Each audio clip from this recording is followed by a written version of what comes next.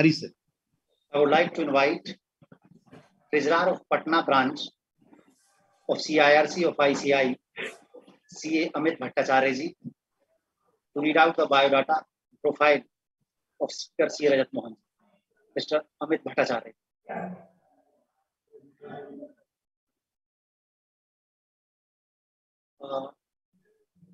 Amit Bhattacharya, please unmute yourself. Now I'm audible? Yeah, you are audible. Please. Okay, thank you, sir. Thanks. Having more eminent speaker with us, C. Rajat Mohan, sir. I would like to introduce him. He is a qualified chartered accountant and fellow of Institute of Company Secretary of India. He has authored many books on direct taxes and GST with leading publisher and a regular contributor of articles in the leading national dailies. He worked on a GST implementation and transitions for various multinational corporations and big Indian business houses. He has conducted workshop and training for more than 5,500 professionals and corporate executives on GST. He has been a member of Indirect Tax Committee of PSG Chamber of Commerce and ASSOCHAM National Council on Indirect Taxes. He was awarded and honored with many awards like Upcoming Speaker of the Year by NIRC of ICAI in April 2013. This is a short profile of C. Rajat Mohan Sharma. Thank you, sir. Thank you, Amit ji. Thank you very much. Without delaying a single minute, I would like to invite today's speaker, C. Rajat Mohan ji. Please, Rajat Mohan ji, please continue. Thank you so much, Harish ji. Respected Mukul ji, Shubham ji, my co-speaker, treasurer of Patna branch, the GST committee, President ICI, and everyone at ICI, helping all the professionals, gain this knowledge sessions in an online manner, whereby we save a lot of time and cost. So I believe the digital era is here, and the digital era is go-to thing, and future will be of everything about online meetings and online sharing of knowledge. I thank everyone for inviting me here. Topic for the today's session would be jurisprudence on GST. So as of now, I have researched in detail about 10 topics in GST, which has, since 2017 seen a lot of litigation, and some of them is seeing a lot of litigation in future also. So with these 10 topics, I'll tell you how the law has evolved, how the law is still evolving, and this may benefit every professional, whether in employment or they are doing a practice. We will be discussing topics like transitional credit, attachment of property, attachment of bank, the issue about Rule 138, which state if you don't have an e-way bill, what are the repercussions? Some points about input tax credit, something about ITC on construction of building. Can a taxpayer physically abuse? Can a tax officer physically abuse a taxpayer? Refunds, and can we revise GST? So these are some of the topics that we will discuss in a very, very detailed manner, seeing how the law has evolved under GST law on these matters in last 4 years. The first and foremost topic is transitional credit. Section 140 of CGST law provides that a registered person needs to, if he has certain input tax credit in pre-GST regime of service tax, VAT, excise, or anything else, then he can carry forward such input tax credit or such CENVAT credit in the GST regime itself, provided the requisite forms are furnished by him under the existing law in such manner as has been prescribed. This is the exact language of the law that we are reading. In regard to what has been prescribed, central government has given these rules 117. Rule 117 stipulates that the transitional credit can be availed by any registered taxpayer if he files Form Tran 1 within a period of 90 days of the appointed date. Appointed date is 1st July 2017. Please note that this timeline of 90 days, ideally from 1st July 2017, we are required to file this form in a period of 90 days. This has been extended time and again first due date was extended to 31st of October 2010. Then it went to 30th November 2017. Then 27th December 2017. Then 31st March 2019. 31st December 2019, 31st March 2020. These are so many extensions that has been given on this point. Now, one of the the numerous cases, maybe more than hundreds and hundreds of cases, has been filed by taxpayers all over India on this provision of 140. Despite so many extensions, so petitioner in every case says that we are not able to file our form Tran 1. There was a problem online, or because the forms were not taken manually, all the forms were required to be filed online. There were technical glitches. Number of petitions have been filed. Now the question would be, even today, the number of petitions have been filed. Number of clients even today come to us, maybe we have forgot to take this ITC, or we have taken the ITC but the amount was wrong, or we have filled wrong information in table 7A and 7B. What to do? So with regard to this, a path breaking, please note that in case of jurisprudence, we'll majorly focus on the case laws that have been given by the by the courts, high courts and Supreme Courts on this matter, and what is the importance of the same. A path breaking judgment, the first biggest judgment that came on this matter was in the case of Brand Equity Treaties by Delhi High Court, whereby there were 4 petitions under the Delhi High Court. And in this case, Delhi High Court saw that respondent were requesting the court to permit them to file Tran 1 even beyond the period that is stipulated in Tran 1, even stipulated in Rule 117. The question is, so whether the period prescribed under GST rules is mandatory or discretionary, directory, meaning thereby, are you compulsorily required to file the forms within that period, or can you file the forms after that period also? In the case of Brand Equity Treaties, which is probably a company of Times of India, it was noted that on account of technical glitches faced by the taxpayers, they were unable to file the statutory form. That is why CBIC has time and again given notification to extend the date. So this is one of the observations of the Delhi High Court.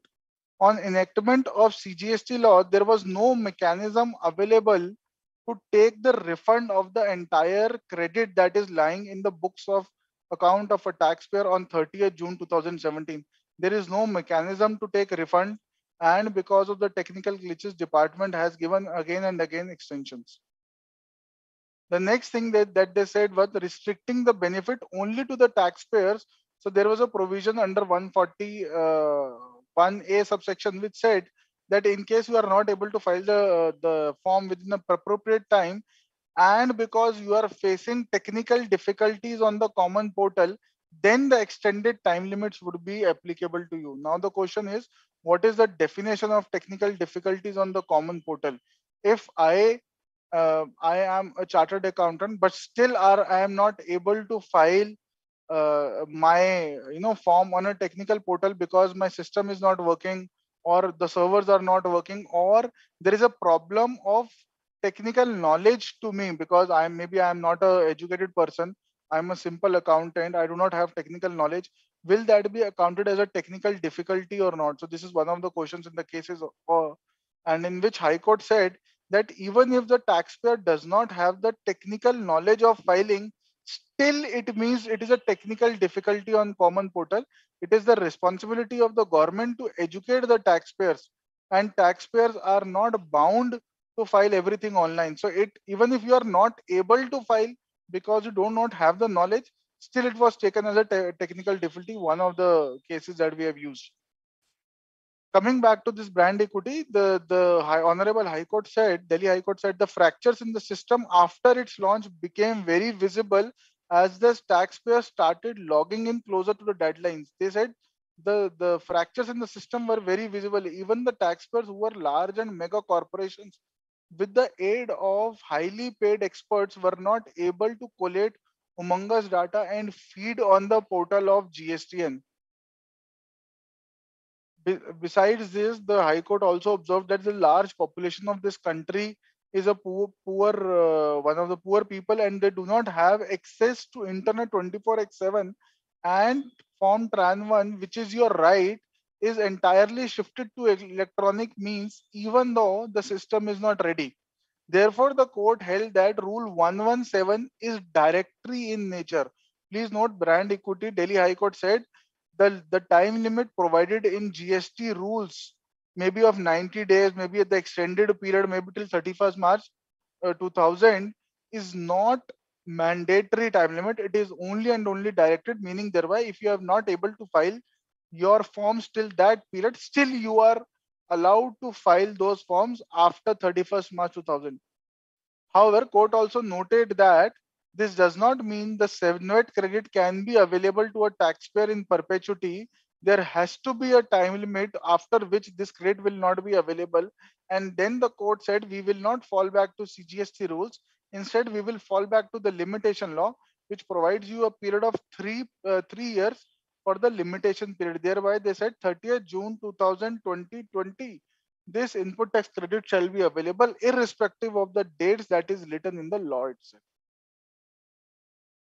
So accordingly, thereby all the petitioners, the court also said all the petitioners who have filed or attempted to file Tran 1 within the period of 3 years, that is 30th June 2017, will be permitted to take this input tax credit under the GST and file Tran 1. Thereby, they did not, the Delhi High Court in brand equity did not stick to only these 4 writ petitions. In fact, they went much beyond that.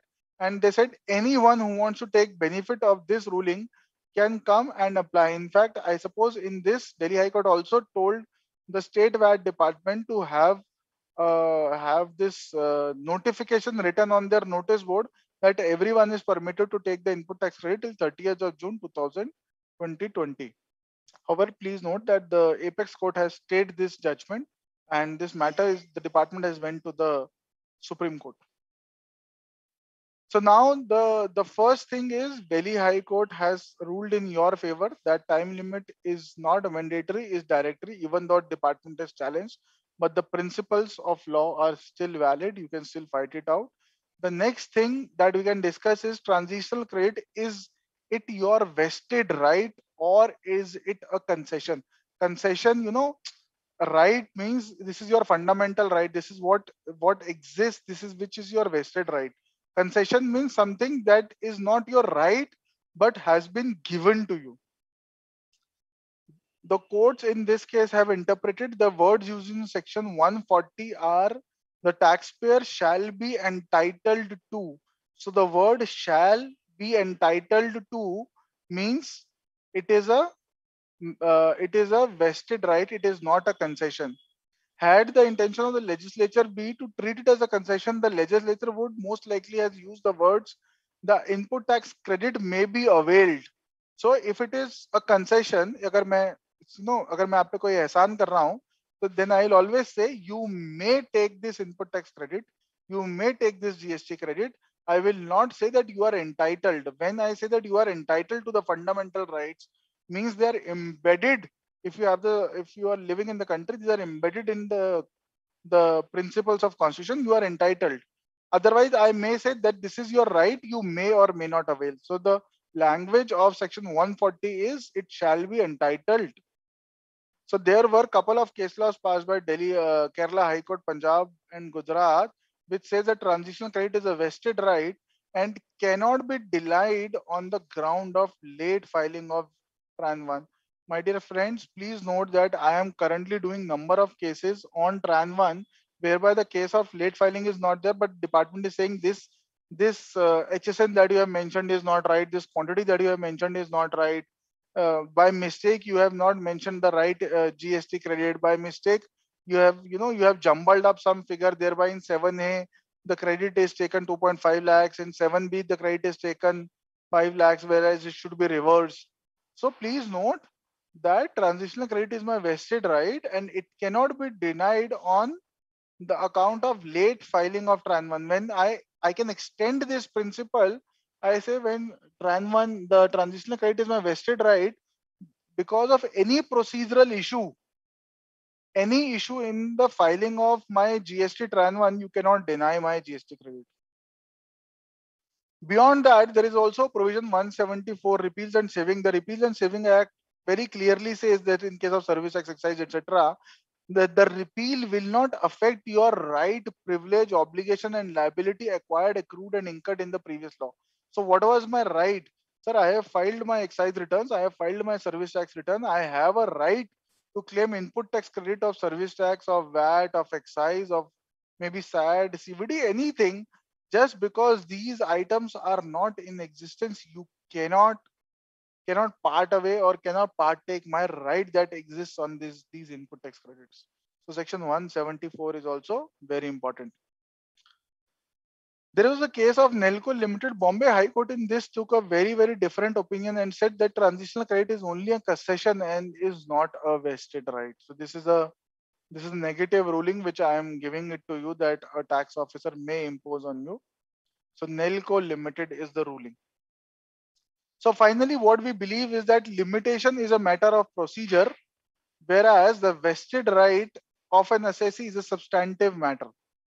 That the legal position is very settled that a substantive right cannot be taken away by a procedural non-compliance. So the the eligibility of input tax credit, the eligibility of transitional credit is your vested right. Even if you have filed delayed returns, if you are not able to file the returns, even if you have done some mistake while filing your returns, it does not mean that I will take away your substantive right. Your substantive right exists, it's your fundamental right. Please also see that the language used in 140's section is an affirmative language. It is not a negative language. It says you are entitled, you shall be entitled to claim a transitional credit.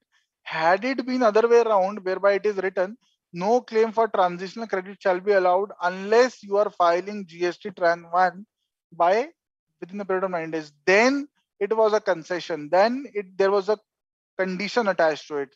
So there was no condition attached under section 140, and the negative language has not been used. So this becomes your vested right. Also, there is a retrospective amendment under section 140, whereby they have implemented certain words within such time under 140 on the pretext, the brand equity, the department believes that the brand equity will be negated by this. However, the very important Supreme Court rulings of 1987 and 1973, it states that retrospective amendments which are clarificatory in nature or which explain what has been obvious or are intended by the legislature can be made in the legislature itself based upon the doctrine of small repairs. Doctrine of small repair means you cannot take away any vested right. You cannot make a big change in the law. Small repairs which are clarificatory in nature can be made through a respective amendment. However, Twin City Jewelers also have given an opinion saying that if there is a retrospective amendment which is destroying or which is harping upon any existed right or a vested right of an individual, then such retrospective amendment would be looked down upon the court by a Linux eye, whether it is a violating any fundamental principle or not. Very important. So retrospective amendment of section 140, I do not believe that it can take away your right with regard to vested transitional credit. So what is the way forward? People feel what is the way forward? So if you are one of the parties to the brand equity judgment, there is no problem. This retrospective amendment does not matter to you. You can just apply to a court that the writ of mandamus, whereby a tax officer will be pushed to give you the transitional credit. In case of other taxpayer, my advice is, although the 3 years limit has still gone, still we see a lot of cases in every weekly or a fortnightly basis, whereby courts are still awarding you the benefit of transitional credit if you have not been able to take the transitional credit because of any reason. Please file your GST Tran 1 manually. Please write a letter to the department. If they do not give you, please approach the High Court. As on date, even after 4 years, due to a lot of technical glitches, you are being awarded this credit by the courts.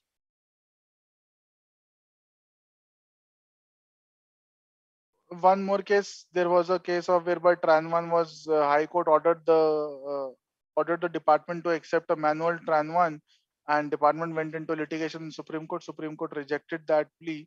So thereby, courts have a very, very positive outlook towards the availability of transitional credit for the every taxpayer. Next, very important point. So please understand, this transitional credit is helping you not only in the availability of transitional credit, but will also help you around the litigation that have the department recently ensued. So in a lot of our clients who have claimed transitional credit, a notice was again given to them because of the small errors that they have committed while filing those GST transitional credits. So please note, these laws, these principles, these case laws, that it is a vested right and it cannot be taken away is very, very important even for the current period. Now coming to the provisional attachment of property. So the second most litigated area in GST would be provisional attachment of property and bank account. Section 83 of CGST law states, wherever during the pendency of any proceedings under section 62, 63, 64, 67, 73, 74, commissioner is of the opinion that for the purpose of protecting the interest of the government revenue, it is necessary to do so, he may by order in writing attach the provisionally any property including the bank account belonging to the taxable person in such manner as may be prescribed. So very important, if the commissioner of the state or center at any given point in time feels that it is necessary to protect the interest of the revenue, he may by order, so the order has to be in writing, attach the property including the bank account, it may be immobile, it may be movable, belonging to such taxable person in such manner as may be prescribed. This will be applicable only for a period of 1 year.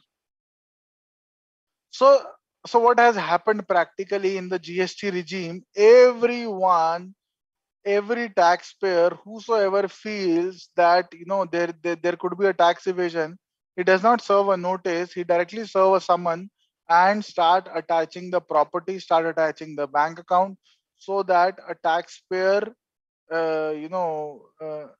is not able to run the business, and just in order to run the business, he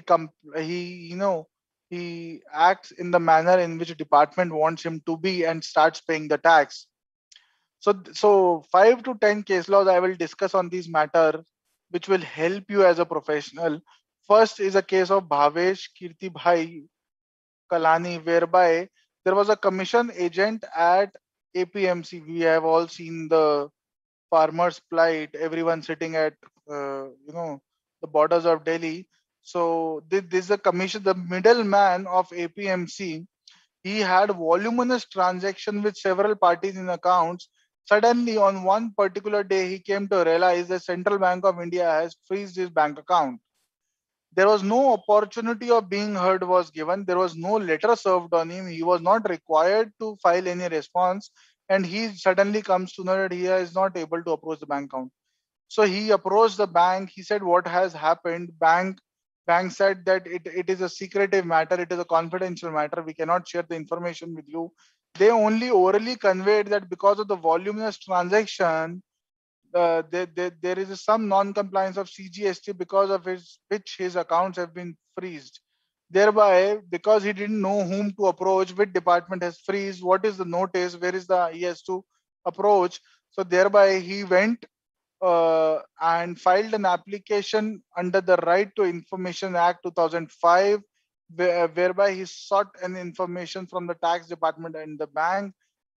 Still the petitioner so no information was given to him, because of which the petitioner filed a writ petition in the High Court of Gujarat.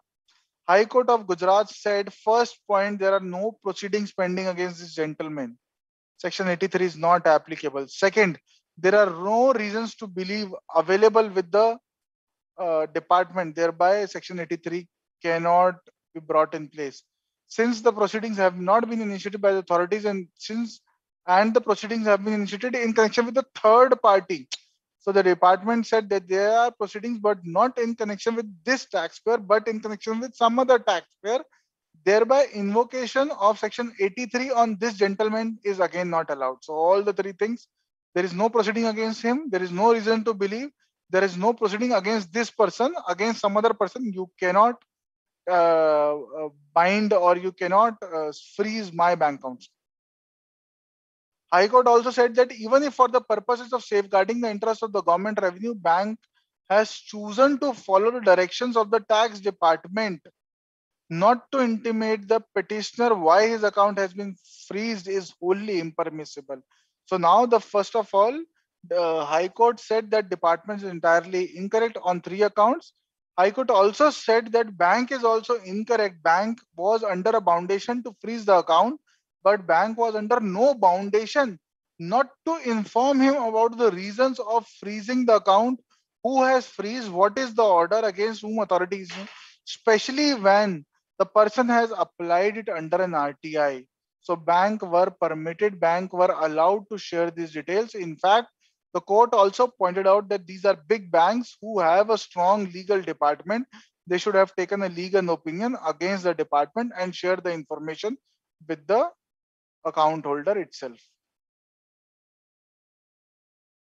Next case, no attachment where there is no application of mind. Assistant Commissioner, so please note our section 83 read that Commissioner can freeze the account. Assistant Commissioner directed the assessees bankers to freeze the account only after consequent.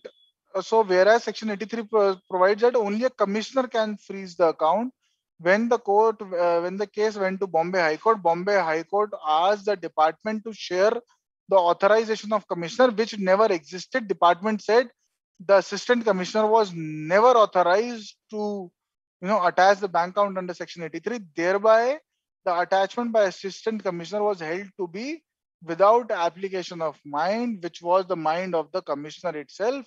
Thereby, again, there can be no attachment.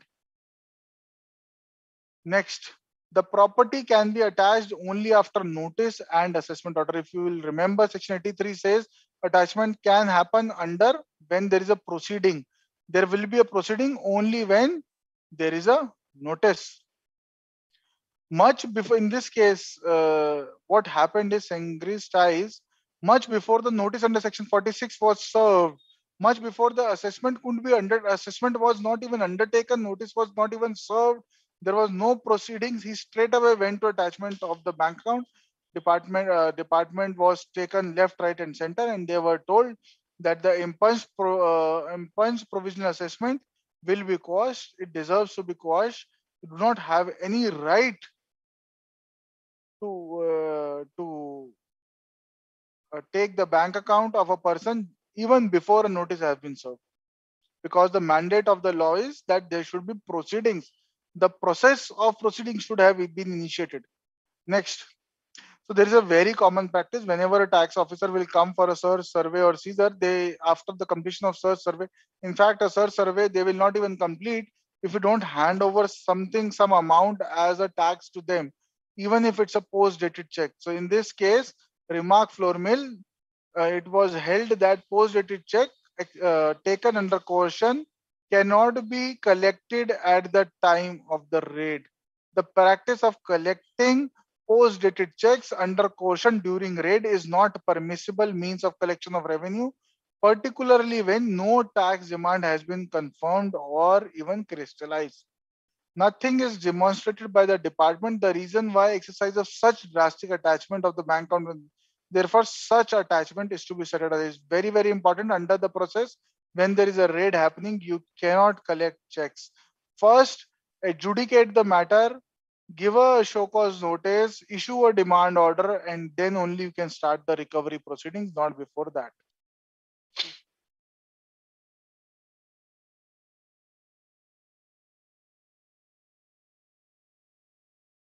So very clear case, not a problem under GST law. This, I think the provision in section 49, which says that payment can be made either through cash or through an input tax credit. So there is a many a times tax officer will come to your office for search, survey, notice, and thing, and they will press you to pay the taxes in cash. Whereas law is very clear, tax can be paid through cash or input tax credit. This is what HM Industrial Private Limited said.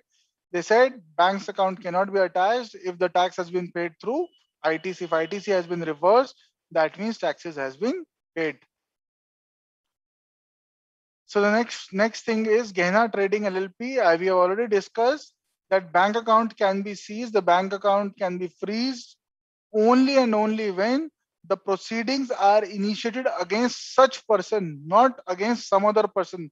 Bank account of only the taxable person against whom the proceedings under this section have been initiated would be freeze, not the other taxpayers. Other taxable persons are not liable, are not. So in the first case also we have already discussed, if there is a case pending against a particular taxpayer, the bank account of another person could not be freezed. So yes, Velaris Industries power to attach assets is a drastic step and is to be used very sparingly. High Court observed in this case, when the search of industrial premises of the writ petition was undertaken, inquiry revealed that there was no good involved, but there was only billing transaction. The authority came to the conclusion that tax liability may have been determined in future to tune of 1.6 crores and the goods worth rupees 1.6 crores from the total 2.4 crores were provisionally attached. High Court stated that it would be a big mistake on the part of the respondents to understand that reasons to believe necessary for carrying out an inspection under section 6 search and seizure would be sufficient for the purpose of attaching. So if there's if you'll remember, section 67 says there can be inspection, search or seizure if the person has a reason to believe. The reason to believe for initiating an inspection is not sufficient to attach the bank account of that person also. So there has to be two sets of reasons to believe. First set of reason to believe will permit a tax officer to initiate an inspection, search or seizure. After it has been done, if still the commissioner of the state or the center feels that there is a sufficient cause, there is a sufficient risk to the revenue of the department, then only they can go in for the attachment of the property. They cannot merely state that we have believed the reasons to believe that were available in section 67 itself. The reasons to believe has to be something additional to it.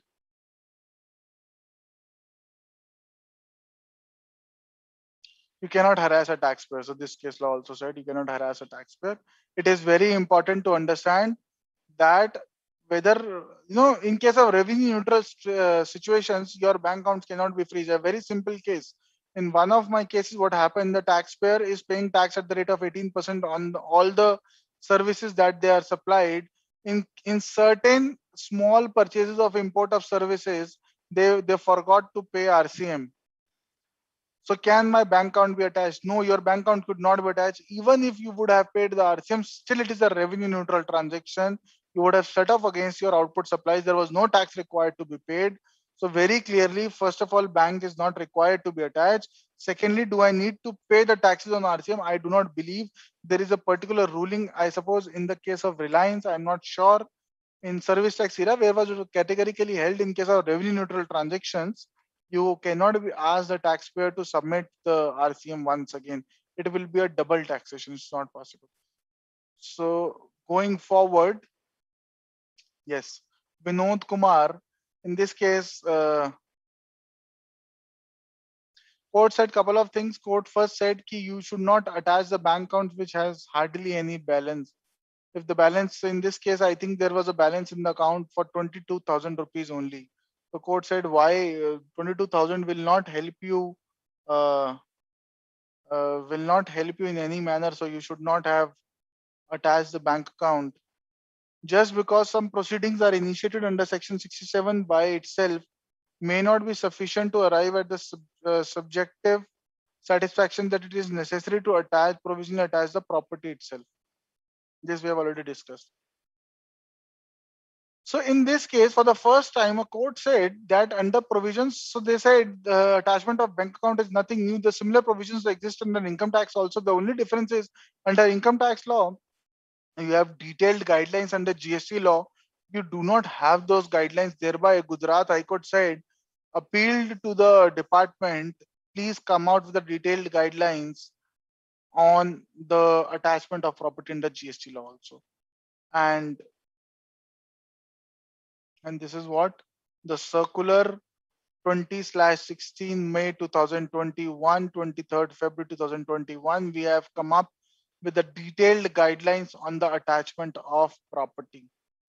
Guys, everyone should please read. These are very, very detailed, very comprehensive, probably taxpayer friendly guidelines, provides up-teen clarity on every issue. First of all, so I will discuss only the major important points that are litigated. First of all, there must be pendency of a proceeding against a taxable person before his accounts are attached. Secondly, the opinion must be found by the commissioner himself with regard to protecting the interest of the government revenue. Next, commissioner is required to examine all the facts of the case, nature of the offense. If the offense is very nominal, the amount of the revenue involved, is it 2,000 rupees or it is 2,000 crore rupees? Establish the nature of business. The nature of business of one of my clients is in a distillery business, and he has a capital expenditure of 130 crore rupees in plant and machinery only, land separate.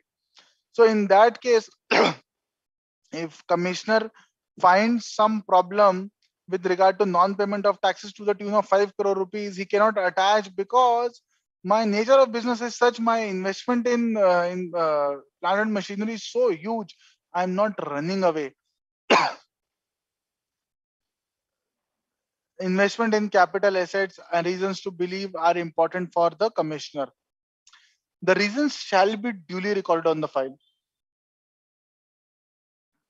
The reasons must not be exercised, the attachment must not be exercised in a routine or a mechanical manner without application. The attachment of property has to happen with the application of mind, with the absolute application of mind, I'll say. Cases fit for provisional attachment of the property. So there are certain cases, 5-6 cases the department has given in the circular, but they are only illustrative in nature.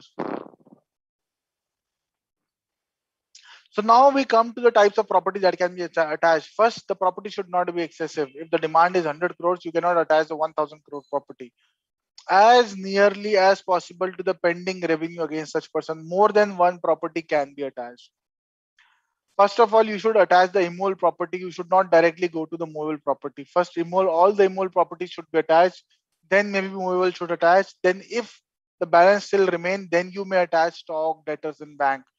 The department has to try its best not to hamper the normal business activities. Attachment can be effective only for a period of 1 year from the date of provisional attachment itself. DRC 23 is the form.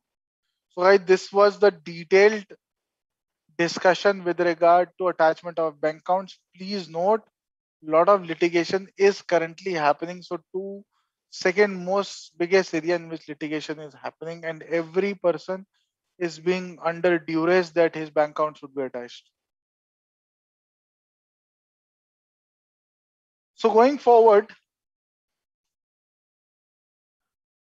to the provisions of minor penalty, rule 138, everyone knows that with regard to e-way bill, provision 129 states that in case there is a contravention of the provisions of this act, then tax plus penalty of 100% would be applicable. Means tax plus penalty equivalent to the tax amount would be applicable. So any contravention of the provisions of the act. So one of the biggest contravention of the provisions of the act has been since 2000, maybe 19 or 18, whenever this e-way bills have started, I forgot to carry the e-way bill. E-way bill does not mention the complete address. E-way bill mentions the complete address, but the name of the taxpayer is wrong. The name of the taxpayer is right, but GSTN is wrong. GSTN is right, but the PIN code is wrong. So these are the small mistakes because of which taxpayers were, collecting or imposing tax plus 100% of the penalty on every person whose goods were caused during the transit. So with regard to this, in September 2018, department came out with a circular on minor penalties. They stated that the complete penalty and tax should not be recovered again in following 6 situations, whereby it was termed as these were known as minor offenses, whereby only 1,000 rupees as a fees would be recovered from these persons. First of all, there is a spelling mistake in the name of the consigner. There is some error in the PIN code. There is some error in the address. There is some error in the document number. There is the document number is 10. I have mentioned 01. There is an error in the 4-digit or a 6-digit HSN code. There is an error in the number of the vehicle up to 2 digits. So these are 6 specific, very specific cases in which department said that we agree that these are only minor offenses. For minor offenses, minor penalties only would be applicable. You will not require to pay the entire amount, right?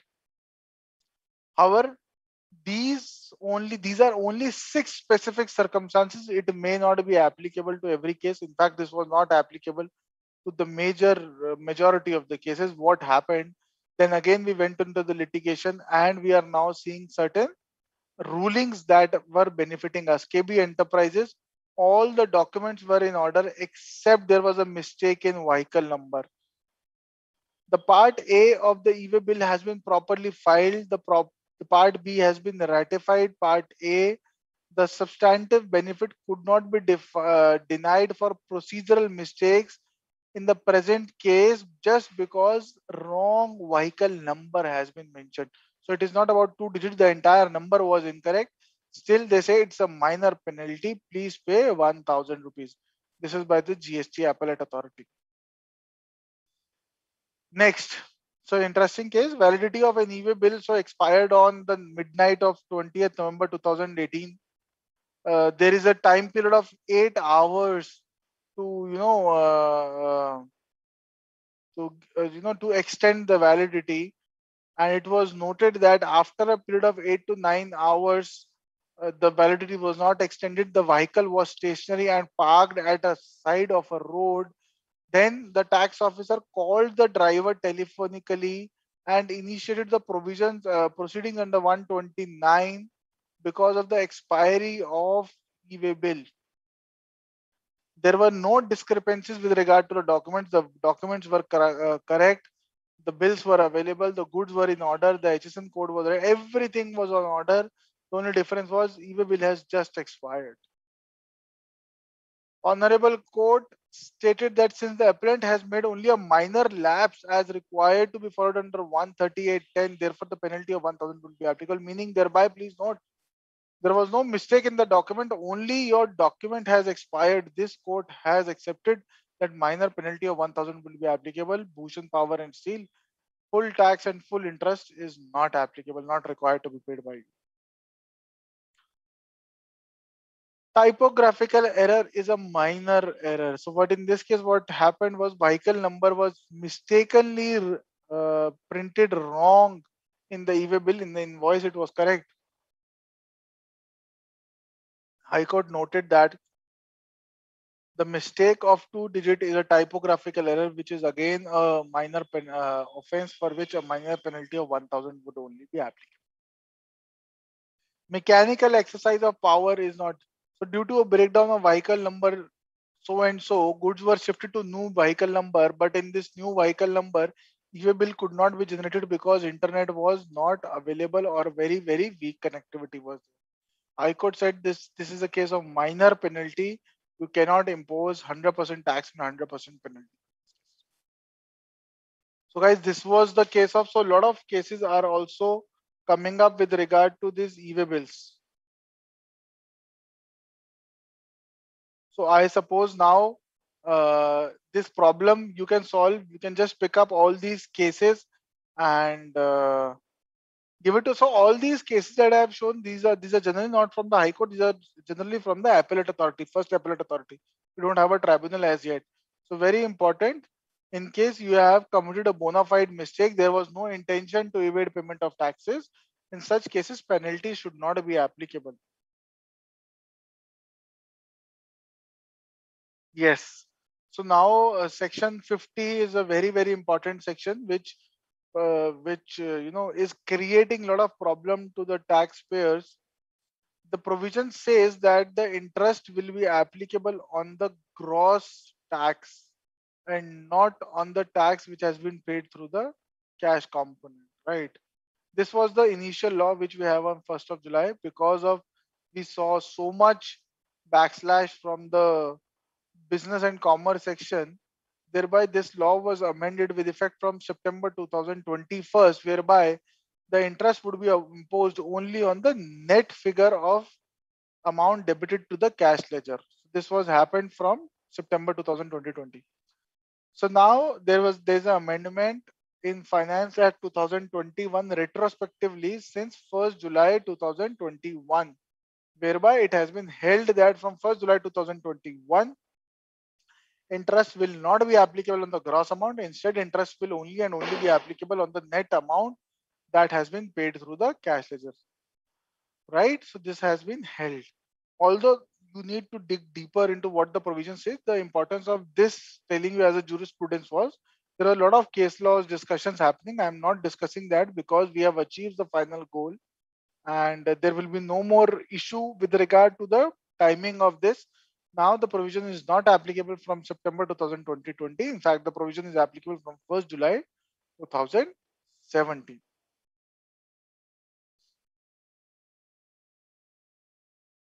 Yes. So this is the future litigation area which we have seen. So everyone knows that there is a provision with regard to GSTR 2 2A reconciliation, GSTR 2 versus 2B reconciliation.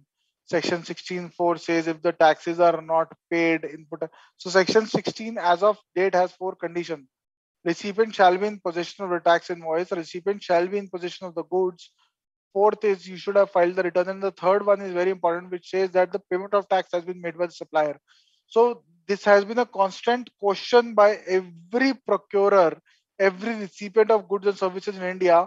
How will I come to know that my supplier had paid the taxes or not?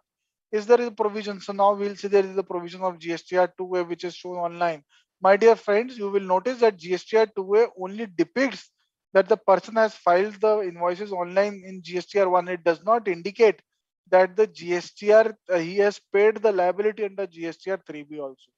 So there is a disconnect, right? So this has been a constant question. Can a non-compliance of suppliers lead to a loss of ITC? Meaning thereby, my supplier has not paid the tax because of any reason. He may have an intention to evade payment of tax. He may be bankrupt. He may be insolvent. It may be a clerical error. It may be anything. Will my input tax credit be hampered? Yes, the law says yes. If your taxpayer, if the supplier is not able to pay the taxes, you will not get an input tax. This is what the law says. Now, just to see how the jurisprudence has developed. So, my dear friends, please note that GST is a new law.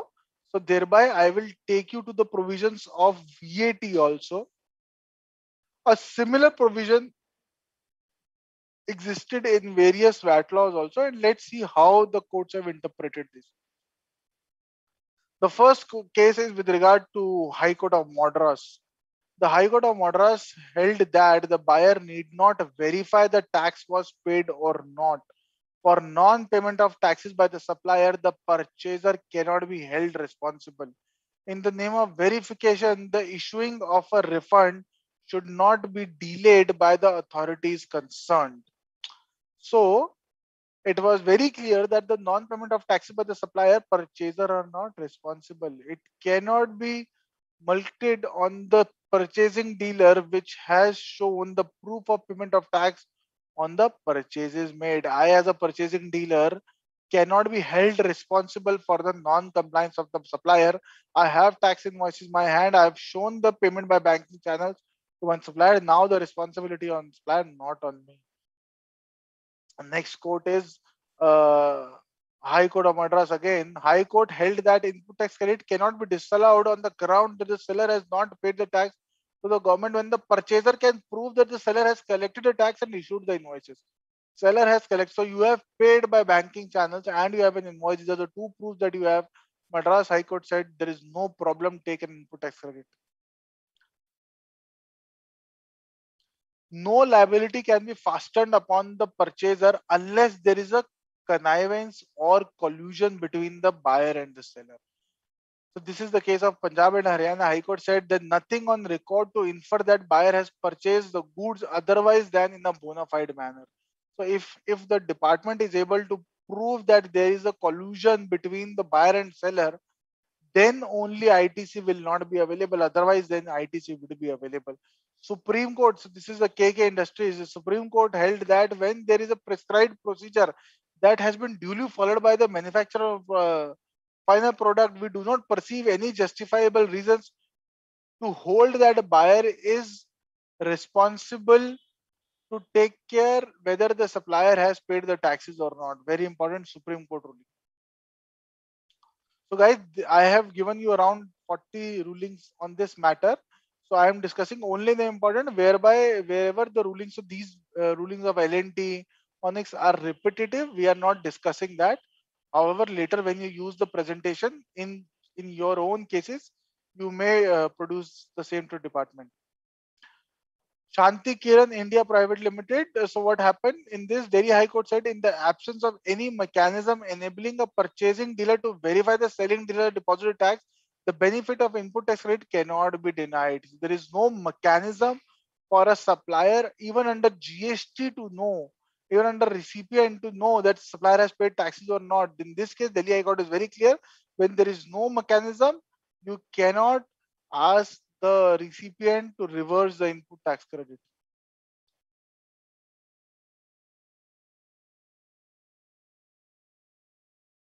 So there is a provision under, I suppose, Delhi, which says the similar provision that an extra 2A, 2B has to match. If it does not match, then the purchasing dealer has to reverse the credit. So in this case, we're seeing that who is required to reverse the credit? Purchasing dealers. Only those purchasing dealers who have not acted in bona fide manner is required to reverse the credit. If a dealer has acted in a bona fide manner, he is not required to reverse the input tax credit. The input tax credit will be permissible.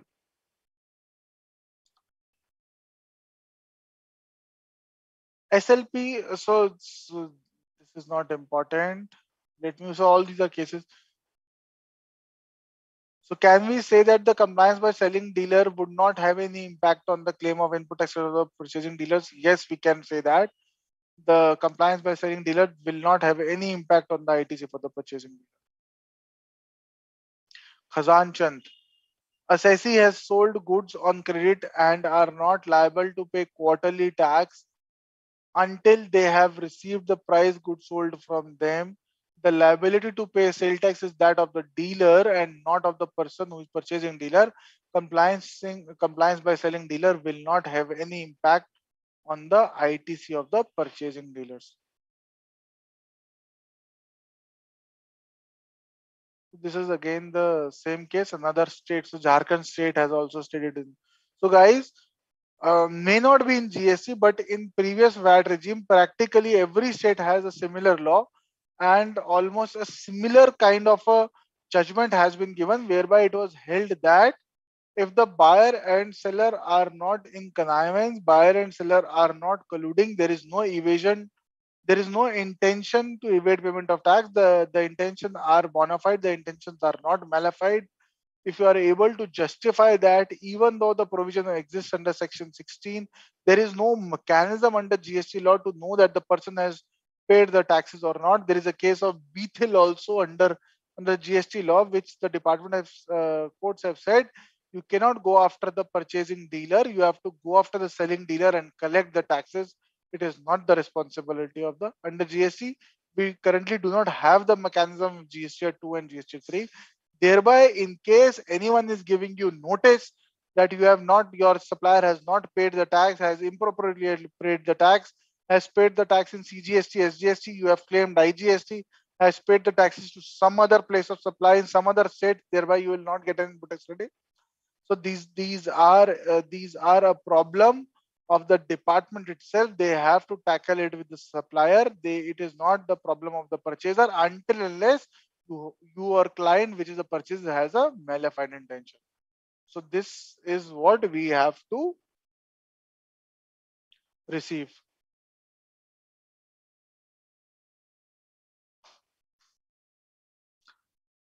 So now coming to the, so I have not written the topic, I have written the name of the judgment, which is Canon India, but a very important judgment. So what has happened in this case? So there is an agency. So please understand, this is I only a single case which was given in the customs law, but this will have wide ramifications. So first of all, let us understand what is DRI. DRI is an apex investigation body of Indian customs law. So DRI is like an FBI agency which has a pan-India presence. DRI is like a CBI. It has a pan-India presence who can see criminal activity. Similarly, DRI has a pan-India presence whereby they are required to make sure that the custom laws are complied. And of course, if there is no smuggling going on, there is no drug trafficking, international trade, wildlife, so everything related to international transactions. DIR has huge power. So in this case, what happened? In the case of Canon India, decided by the Supreme Court of India, so this was decided by Supreme Court of India. Then there came an instruction. So I'm telling you the whole story, what happened in this case. So in this case, certain cameras were imported. So these cameras were imported. These cameras were cleared by Deputy Commissioner of Customs, and he said these cameras belong to a particular HSN, which is an exempt from tax at that point in time. However, after some time, DRI officer came to the office of Canon India and they said, sorry, this gentleman did a wrong task, and thereby we are hereby reassessing the taxes on all these import of cameras, and there was no exemption available, right? So Canon India went to the courts, and finally the matter was decided by Supreme Court. Supreme Court said two things. First of all, as per the provisions of Section 28, DRI is not a proper person, so proper officer.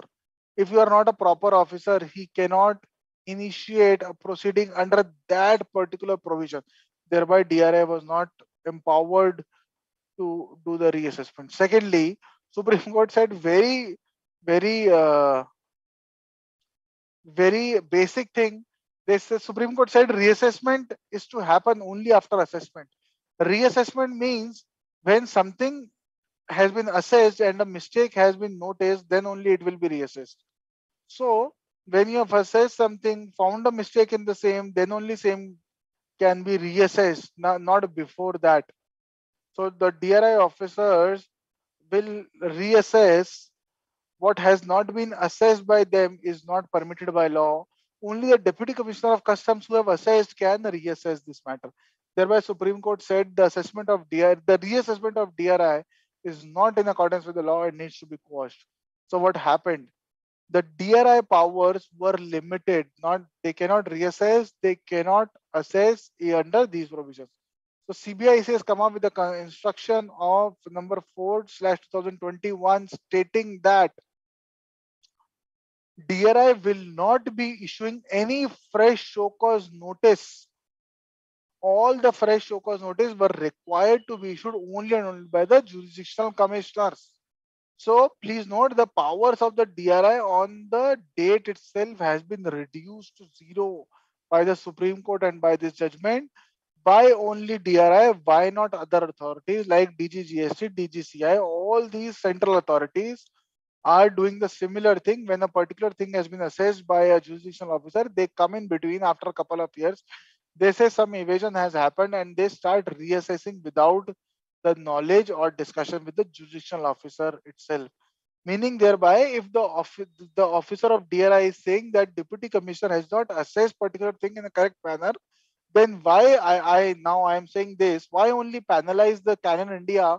Why don't you penalize the tax officer itself who was the root cause of an incorrect assessment?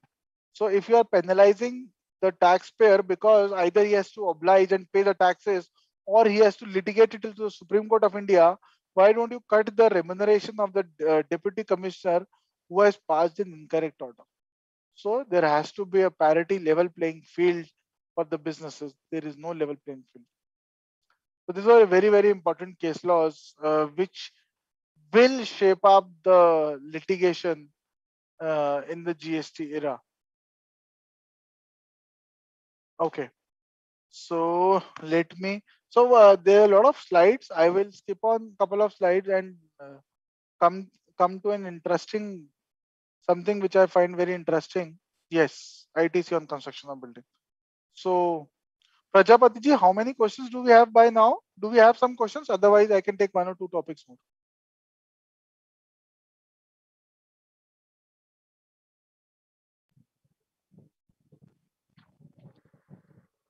I cannot hear you, sir. You are on mute. Sir, just I will write in chat board to you, sir. Ajit Tiwari. I will write to you. Just let us check and we'll get back. Okay. Okay. Right. So we are moving forward. As of now, we have around 20-25 minutes to discuss up to two topics, and then we'll take your Q&As also. So ITC on construction of buildings. So everyone knows the provisions of section 17 subsection 5, which states that no input tax credit should be allowed for works contract services for goods or services which are received by a taxable for the person for the construction of immovable property. Meaning thereby, I am a chartered accountant. I want to open a new office, and I am buying certain goods, certain steel, cement, and bricks, which becomes an immovable property. Can I get an input tax rate of the same? The answer is no, you will not get.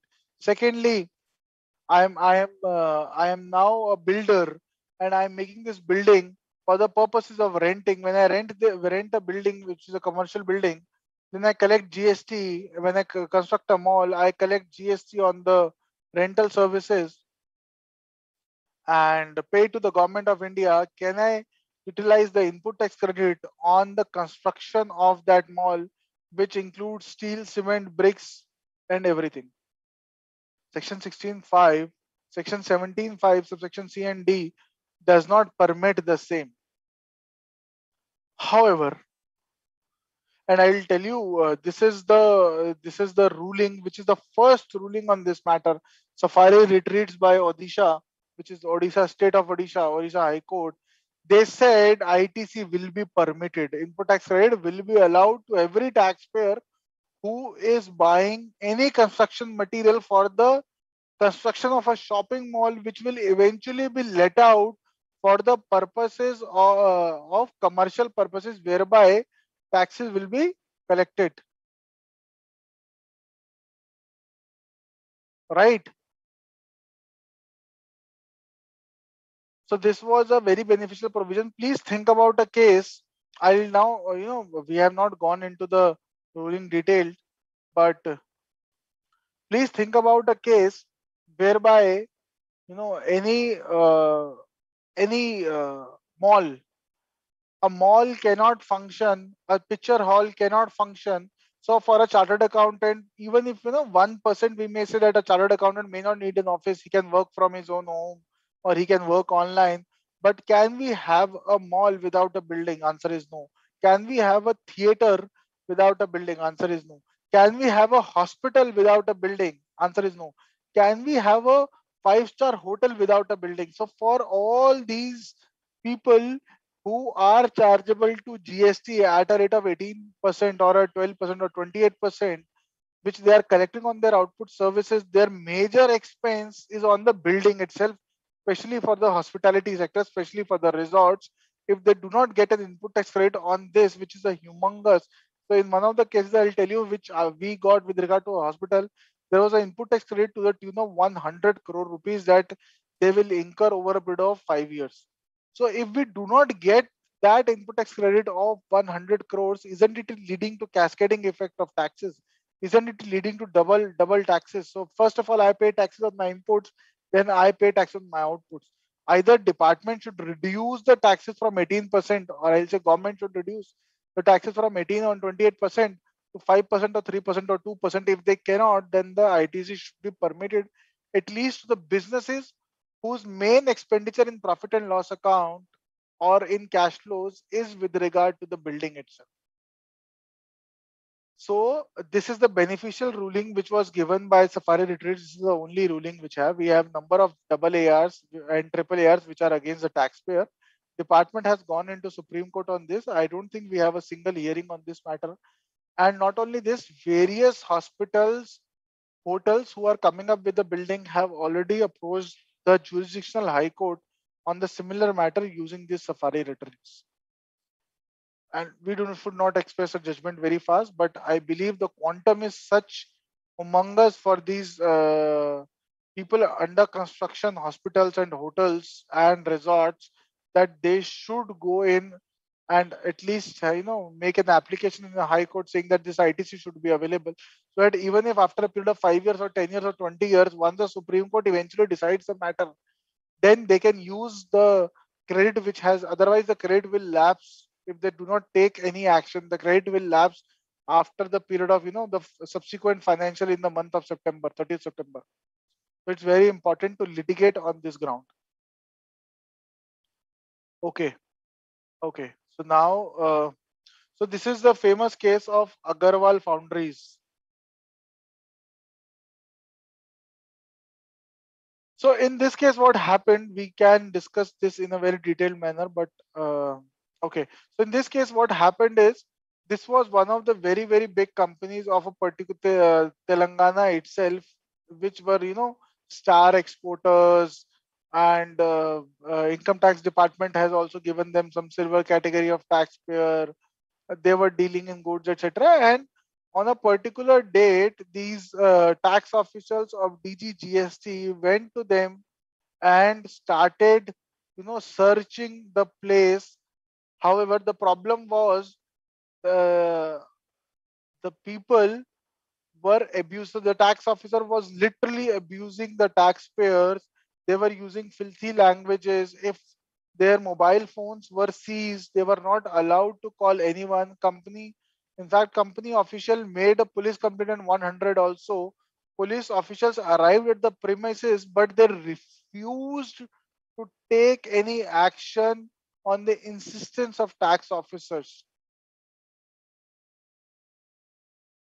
So what happened is, during this, the tax officer assaulted the one of the old persons, probably the father of the taxpayer itself, and because of which he was limping. He was not able to move in a right fashion. He was limping, and there was a injury on his left thigh, which was acknowledged by police officials also.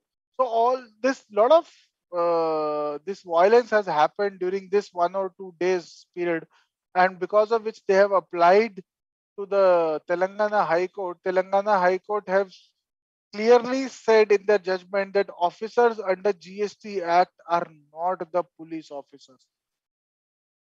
GST ke officers are not the police officers. No inquiry or investigating officer has any right to use any method which is not approved by GST law to extract information from the witness or suspect during the examination. So the answer is, in the case of a survey and seizure, it is usually said, we have a lot of judgments under income tax law, that this is a judgment on which your fundamental rights are also withheld. You do not have the liberty to leave the room or to call, but you do also have a fundamental right of not being coerced. Your privacy cannot be violated. So these principles are required to be followed, which was held by the Honorable Court in the case of Agarwal Foundries. Again, there was a Himani intermediary case and Sudhir Kumar Agarwal. These three are very, very important judgments which we have discussed. So guys, this would be, probably we have 5 or 7 minutes, I suppose. Let me just take one more topic, then I'll come to this last. So yeah.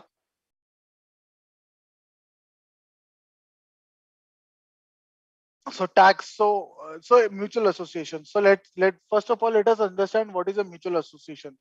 You and me, we are two friends, we are two chartered accountant friends, and we, one fine day, we thought, let's go have a dinner outside, because for which we pooled 2,000 rupees each. So from that pool, we took an Uber, we went to a 5-star hotel, we took a dinner, and then we took an Uber again back to our home.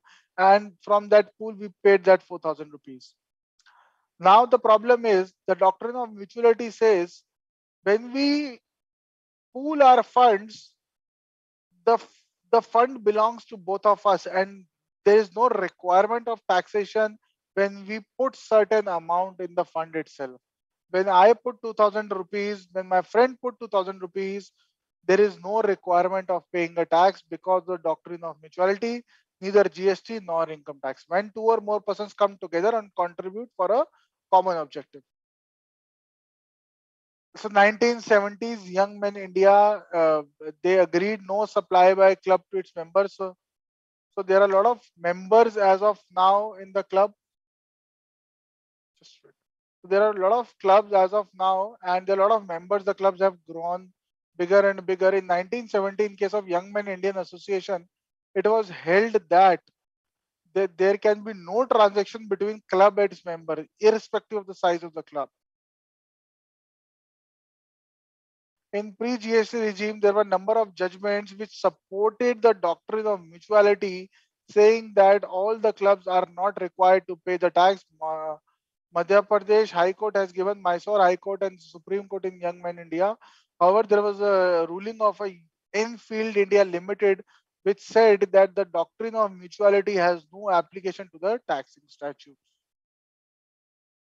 Again, we are discussing this Calcutta Club, which is again a famous judgment with regard to the tax, which said the tax or VAT cannot be levied on incorporated associations or clubs. So no tax for any transaction between a contributor to the club or a member and between the club itself. Cut to GST regime, the definition has been widened to a great extent, and the scope of the word sale, exchange, barter, they has been removed, and now we have a word supply. Under the supply, the word section 7 subsection 1 has been again detailed, and it says that any activity or transaction other than individual to its member or constituents will be taken up as a supply. So very, very wide definition. So owing to this definition, all the ARs and AAs have held in a particular manner. First, we see the case of Lions Club.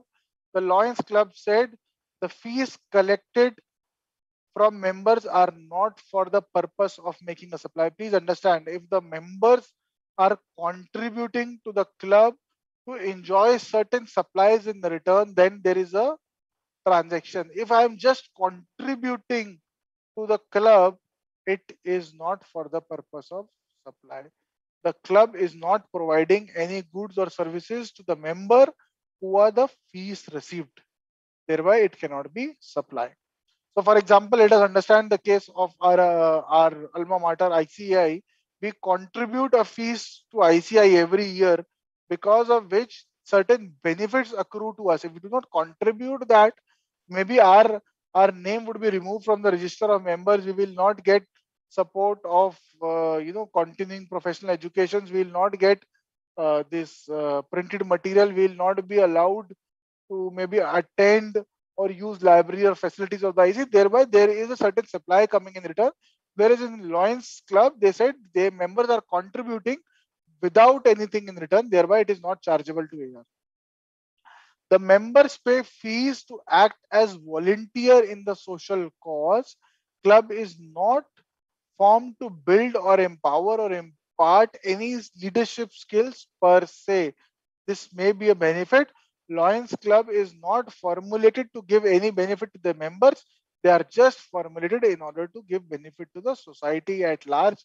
Thereby, there is no return supply coming, and thereby there cannot be a GST. Similarly, AAA also members is nothing but supply, and accordingly will attract GST. So AAA reversed its order, and whereby it was held that membership fee collected by their clubs will not be subject to GST only. So membership fees collected will not be club GST. Only the registration fee charged from the member for attending a particular session. So if we are doing a particular session, if the Lions Club is doing a session, for which they are collecting a fees, then on that fees GST needs to be paid, not on the normal membership fees, which is to be used for the social causes. So again, a case of Rotary Club, AR ruled that membership fees for the convenience of club members being made in the course of furtherance of business is supply of service and liable to GST. This is what AAR said. However, AAR said amount collected as membership, subscription and amendment fees is not liable to GST. AR said it is liable to GST. The final ruling was these are not liable to GST because there is no supply of services happening in such cases. So the conclusion is Finance Act 2021 has been amended. All these rulings were before the date of notification 2021, which said that if there is no supply, there cannot be any GST. Now the word supply has been defined in detail and with the deeming fiction. So probably all the clubs need to go back and recheck the decision there. Prajapati ji, do we have 5 minutes more?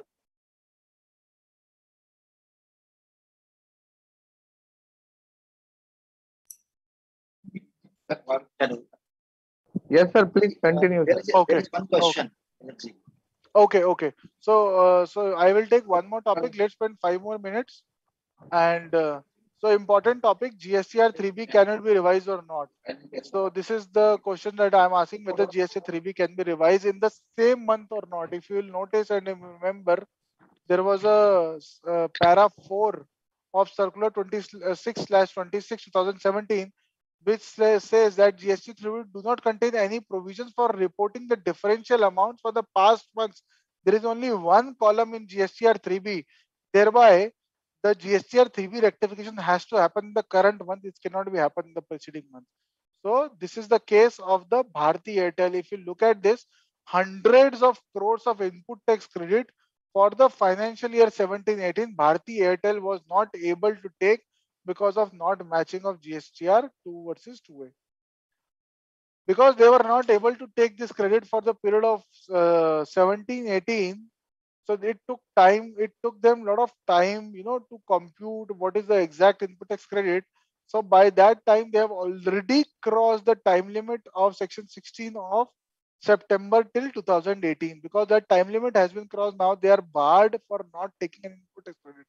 So instead of approaching the High Court directly saying that this provision is ultra virus and should not be made applicable to them, they approached in an indirect manner whereby they said we have found certain mistakes in our books of accounts, and those books of accounts we need to correct, though make those rectifications. However, we do not want to rectify in the current period. We want to rectify in the preceding period itself, because the GST law does not allow the rectification in the preceding period. If the rectification in the preceding period is permitted, please see the amount was 923 crore rupees. If the preceding period we have permitted the rectification, then the entire input tax credit of 923 crore rupees would be available to department, available to taxpayer. Because of this, they went and they filed a writ petition against the circular itself, which says that the rectification cannot be barred in future because we have to make the rectification the current month itself in which the mistake has happened. Because my GST law per se does not bar me from rectifications in the current period. What my GST law does not bar, how can a mere circular of the department bar me for this? Next, they also said that the GSTR 2A, 2 and 3B and GST 3 was non-operational, due to which they have faced great difficulty. Moreover, there were no checks in GSTR 3B, which was a manually filed by the petitioner. The excess payment of tax went unnoticed. They were not able to take input tax credit of 923 crore rupees, such a huge figure. And they said because of manuals of, this is the problem of Bharti Airtel, right? Petitioner now decides to rectify his returns, but not in future, but in past. So what did the court held? The court held the circular has not been rescinded by the circular. So there were two circulars. Previous circular allowed the rectification procedure. Now there was new circular, but they said the previous circular has only been kept in abeyance. We see no reason as to why rectification adjustment is being allowed in the month subsequent to which an error has occurred. respondents have restricted the mechanism of rectification to the same tax period in which they were noticed and sought to be rectified. Thereby, the para 4 of the circular is not in accordance with the provisions of GST Act. The impunged circular expressly states that the time period of GSTR 2-3 for the months of July to would be worked by a committee, whereas the system-based reconciliation is still not operational. There is a problem of the department. Your returns were not ready, your systems were not ready. Therefore, we do not find any reason behind the logic for restricting the rectification only to a future period and not to the period to which it pertains. Thereby, and also I have already told you, there is no provision in the GST law which states that there is a restriction on the rectification. If there is no provision in GST rectification, GST law itself, how can a circular stop such rectification in law? So, besides that, the court also said that yes, there is no provision with regard to claiming of refund. Had there been a provision with regard to claiming of refund, we still would have asked you not to rectify. But in case the benefit of seamless utilization of input tax credit must be allowed by way of rectification of GSTR 3B of the preceding month, not of the future period. So this is what was there from my side, Prajapati ji, Harish ji. Now, if there is a question, we can take the same. Yes, sir. There is a question. I'm reading, please. The question is, can you hear me, sir? Yes, absolutely. The question is, agreement is entered with the developer and owner of land. Developer agreed to hand over land owner 3 floors in view of cost of land. The developers then take the remaining flats constructed by him. Now, at the time of handover of the flats to the landowner, the developer charges GST on the market value of the flat. Is it correct? Since the only service rendered by the developer only the construction, and hence the landowner agreed to pay GST on the cost of construction and not on the market value of flat. This is the question. Harish, your voice was not clear to me. Okay, again, is it clear? Voice was breaking in between. Is it clear? Yes. Now yes. I'm reading again. Agreement is entered with a developer and owner of land. Agreement is entered between the developer and the owner of the land. Yeah. Developer agreed to hand over landowner 3 floors in lieu of cost of land. Developer agreed to, okay. The developer shall take the remaining flats constructed by him. Okay. Now, at the time of handover of the flats to the landowner, the developer charges GST on the market value of the flat. Okay. Is it correct? Since the only service rendered by the developer, only the construction, and hence the landowner agreed to pay GST on the cost of construction and not on the market value of flat. This is the question, sir.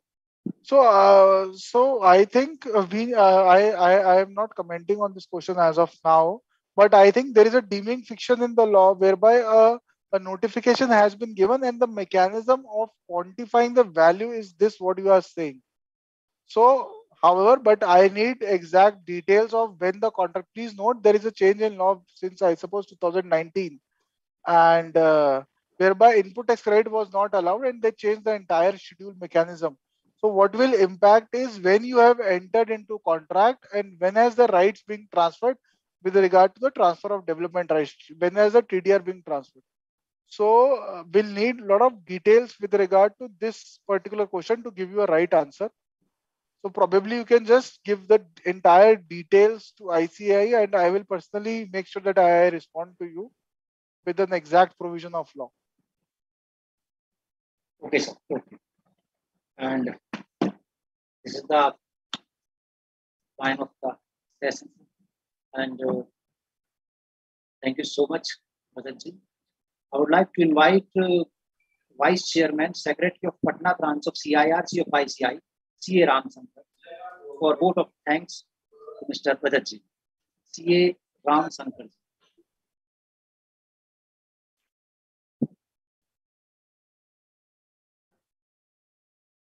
Hello.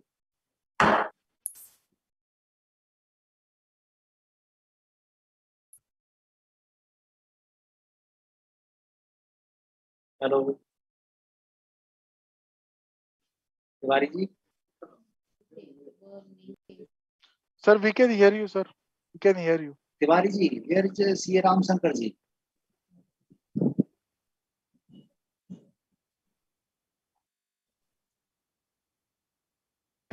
Harish sir, I think Ram is not able to join. Then who will? Hello? Yeah. Ram is not able to join. Okay. So I will give a vote of thanks on Yeah. behalf of him, You can. on behalf of the Please. Patna branch committee. I am very much thankful to Rajat Mohan sir, who has taken his valuable time for us out of his busy schedule, and we are very much thankful that and the way he has deliberated in the simple words that will be really helpful to all the members who have joined this webinar. And I hope that in coming months we will have his more webinars also. Thank you, sir. Thank you very much, sir. Thank you, sir. Thank And you. thank you, Harish Prajapati sir, also for moderating this session so wonderfully. We have a pleasure that we had a moderator like you, sir. Thank you very much. Thank you, sir.